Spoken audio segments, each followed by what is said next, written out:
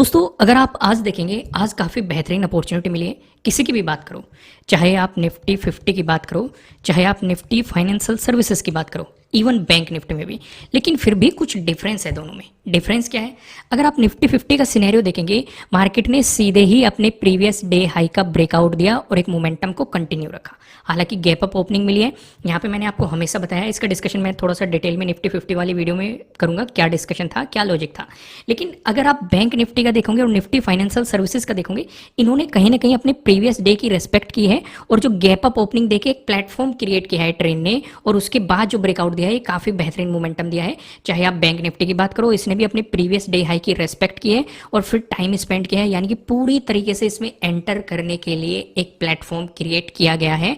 यानी कि जो चलती ट्रेन थी वो प्लेटफॉर्म पे रुकी, आपको उसमें एंट्री करने का मौका दिया और फिर जो ये ब्रेकआउट देके मार्केट ने मोमेंटम दिखाया, काफी बेहतरीन मोमेंटम मिला। सीधे सीधे दो अपॉर्चुनिटी यहाँ पे क्रिएट हो रही थी। पहली चीज, आपको ट्रेडिंग डे हाई का भी ब्रेकआउट मिल रहा था। दूसरी चीज, आपको यहाँ पे प्रीवियस डे हाई का भी ब्रेकआउट मिल रहा था। तीसरी चीज, मार्केट ने एक बेहतरीन सा प्राइस एक्शन भी बनाया, इसकी रेस्पेक्ट की है मार्केट ने।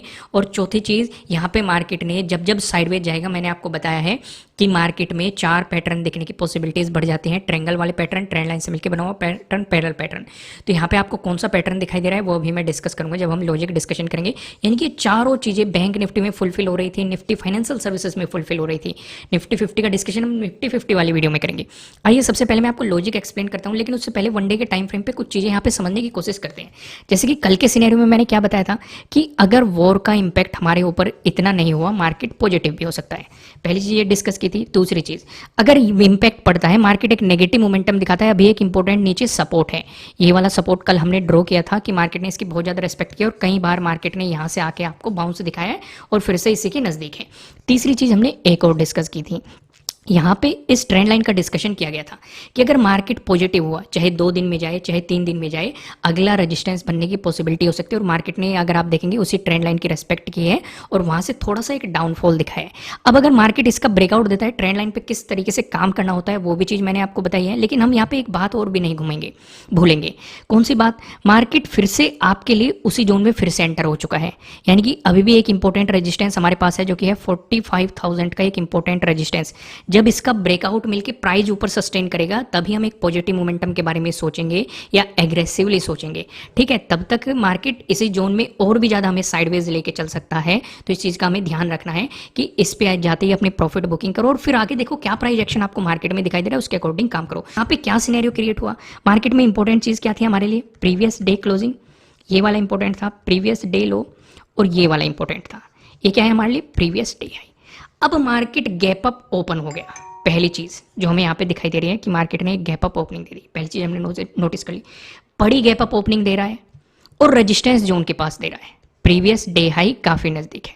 तो खुद ही सोचो, क्या ट्रेड लेना समझदारी है? जवाब क्या आना चाहिए? नहीं। आपका भी जवाब अगर यही है तो कमेंट में लिखना कि हाँ, हमारा भी जवाब यही है। अब मार्केट में हमारे लिए प्लस पॉइंट क्या है भाई? मार्केट ने यहाँ पे हमें एक चीज ये दे दी, ट्रेडिंग डे लो। दूसरा, मार्केट ने ये दे दिया ट्रेडिंग डे हाई। और यहाँ पे हम एक बात और नोटिस कर रहे हैं, हमारा प्रीवियस डे हाई भी इसी जोन में है। ये भी बात हमने यहीं पे नोटिस कर ली। अब मार्केट में या तो मार्केट इस जोन से ऊपर निकले, क्योंकि अगर मार्केट इस जोन से ऊपर निकलता है, यहाँ पे हमारा एक पैटर्न भी क्रिएट कर रहा है। अगर आप देखेंगे, ट्रायंगल वाला पैटर्न आपको दिखाई देगा। ऊपर की तरफ आपको रेजिस्टेंस, नीचे की तरफ आपको सपोर्ट। मैंने क्या कहा था, जब जब मार्केट साइडवेज जाएगा, जो चार पैटर्न मैंने आपको बताए, इनके बनने की पॉसिबिलिटीज बढ़ जाती है। ट्रायंगल वाले पैटर्न, ट्रेंड लाइन से मिलकर बना हुआ पैटर्न, पैरेलल पैटर्न ज्यादातर केस में देखे जाते हैं। तो यहाँ पे आपको ये वाला पैटर्न दिखाई दे रहा है, नीचे आपको सपोर्ट दिखाई दे रहा है, ऊपर आपको एक रेजिस्टेंस दिखाई दे रहा है। साथ के साथ यहाँ पे क्या चीजें हैं, यहाँ पे प्रीवियस डे हाई भी है और अपना ट्रेडिंग डे हाई भी बन चुका है। तो यानी कि अगर इस पैटर्न का आपको ब्रेकआउट मिल रहा है, तब भी हम कहीं का इंतजार करेंगे, प्रीवियस डे हाई के भी ब्रेकआउट का और ट्रेडिंग डे हाई के भी ब्रेकआउट का। फिर हमें और क्या क्या चीजें इंपॉर्टेंट दिखाई दे रही है। अगर मार्केट देखो इस जोन से ऊपर निकला, तो ऊपर की तरफ हमारे लिए जो रजिस्टेंस बन सकता है, ये 6th का डे लो बन सकता है। अगर मार्केट ने इसका भी ब्रेकआउट दिया, अगला रेजिस्टेंस हमारे लिए क्या बन सकता है? 6th की डे क्लोजिंग बन सकती है। अगर मार्केट ने इसका भी ब्रेकआउट दिया, उससे अगला रेजिस्टेंस हमारा क्या बन सकता है? 6th का डे हाई बन सकता है। अगर प्राइस एक्शन के अकॉर्डिंग देखे, ये पॉसिबिलिटीज बन सकती है। पहली चीज हमें यहाँ पे समझ में आ रही है। दूसरी चीज, अगर मार्केट यहाँ पे इस पैटर्न का ब्रेकडाउन दे देता है तो हम ट्रेड नहीं करते जब तक कि मार्केट अपने ट्रेडिंग डे लो को नहीं निकालता। यहाँ पे मार्केट ने अपने ट्रेडिंग डे लो को निकाला तो सपोर्ट बनने की पॉसिबिलिटी कहाँ पे बनती है? अगर मार्केट निकालता प्रीवियस डे क्लोजिंग पे बनती, इसका भी ब्रेकडाउन देता तो प्रीवियस डे लो पे बनती, यानी कि दोनों सिनेरियो हमारे क्लियर थे। अब मार्केट ने इस वाले पैटर्न का यहाँ पे ब्रेकआउट दिया, लेकिन हमें रुकना था जब तक मार्केट में इन सारी चीज़ों को हटा देता हूँ। अगर आप देखेंगे इस वाले पैटर्न का आपको ब्रेकआउट मिला, लेकिन हमें पता है यहाँ पे क्या है, यहाँ पे हमारा प्रीवियस डे हाई भी है और ट्रेडिंग डे हाई भी है, हमें चाहिए इन दोनों का ब्रेकआउट। तो जब मार्केट ने यहाँ पे ब्रेकआउट दिया तो ये मोमेंटम काफी बेहतरीन था आपके लिए। अगला क्या था? अगला इंपॉर्टेंट जोन था प्रीवियस डे लो। अब आप यहाँ पे एक सवाल सोचेंगे, काफी लोगों के मन में आएगा और मैंने बहुत बार डिस्कस किया है, रिलेट कर पाना। अगर कंटेंट पसंद आ रहा है लाइक कर दो। समझने वाली क्या चीज है भाई? रेजिस्टेंस ये वाला है हमारे लिए, प्रीवियस डे लो नहीं है, ये है 6th का डे लो। ठीक है, अब चीजें समझो, मैंने आपको क्या समझाया है। मान लो एक इंपॉर्टेंट लेवल है, मार्केट उसका ब्रेकआउट दे रहा है, तो या तो उसे रिटेस्ट करने दो, बेहतरीन सा प्राइस एक्शन बनने दो, या फिर उससे नीचे टाइम स्पेंड करने दो, फिर ब्रेकआउट देने दो। यानी कि इन दोनों केस में हमें उसमें पोजीशन लेनी चाहिए, पहली चीज। लेकिन अगर हम इसमें पहले से ही पोजीशन में बने हुए हैं और मार्केट सीधे ही ब्रेकआउट दे रहा है, तो हम क्या कर सकते हैं? उस पोजीशन में बने रह सकते हैं, अपने स्टॉप लॉस को ट्रेल करके उसके नीचे रख सकते हैं। अब यहां वाला केस देखो, मार्केट में हमारे लिए इंपॉर्टेंट क्या है? 6th का डे लो है। देखो दोस्तों, मार्केट ने इसका सीधे ही ब्रेकआउट दे दिया और ट्रेड में हम यहां से पहले से बने हुए थे। क्यों बने हुए? देखो, मैं आपको बड़ा मोमेंटम किस तरीके से पकड़ा जाता है उसमें बहुत सारी थ्योरीज है, जिन्होंने कोर्स किया है वहां पे मैंने थोड़ा सा डिटेल में एक्सप्लेन किया है, लेकिन यहाँ पे भी मैं आपको कुछ चीजें समझाने की कोशिश करता हूँ, उन चीजों पे फोकस कीजिएगा। जैसे अगर आप यहाँ पे देखेंगे, मार्केट अगर इसका ब्रेकआउट दे रहा है, इसका ऑलरेडी ब्रेकआउट दे रहा है, हम ट्रेड में यहाँ पे बने हुए थे, तो उस सिचुएशन पे हमारे लिए क्या रहेगा? हम अपना स्टॉप लॉस इसके नीचे पुट कर सकते हैं जो 6th का प्रीवियस डे लो है, और फिर मार्केट के इस मोमेंटम को कैप्चर कर सकते हैं। चीजें समझ में आई? आइए अब हम यहाँ पे ज्यादा डिस्कशन नहीं करते हैं। 1 मिनट के टाइम, 1 डे के टाइम फ्रेम पे मैं आपको चीजें पहले ही एक्सप्लेन कर चुका हूँ। यहाँ पे अब हम समझते हैं 15 मिनट के टाइम फ्रेम पे।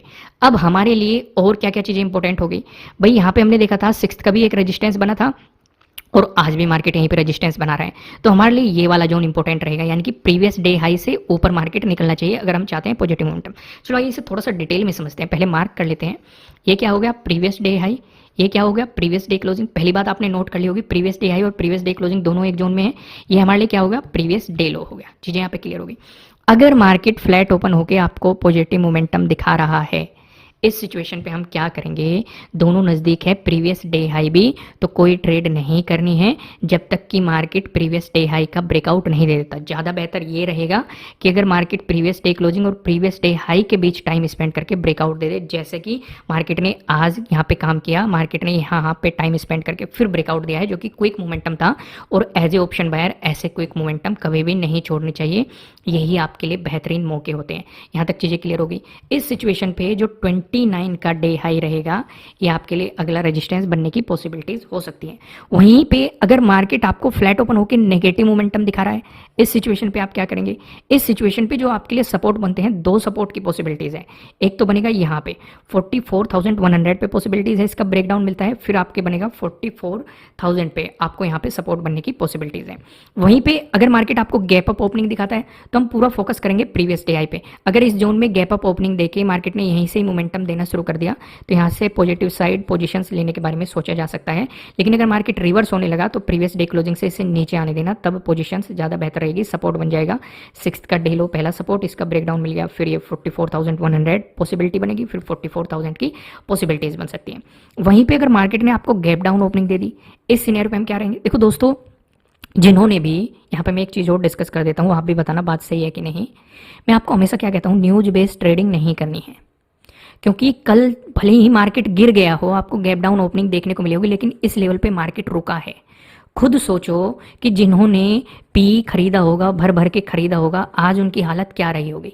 इसीलिए अगर मार्केट गिर रहा है, जो आपको 4 चीजें बताई गई है, बड़ी ग्रीन कैंडल, बड़ी रेड कैंडल, बड़ी गैप अप ओपनिंग, बड़ी गैप डाउन ओपनिंग, इन चीजों से दूर रहो।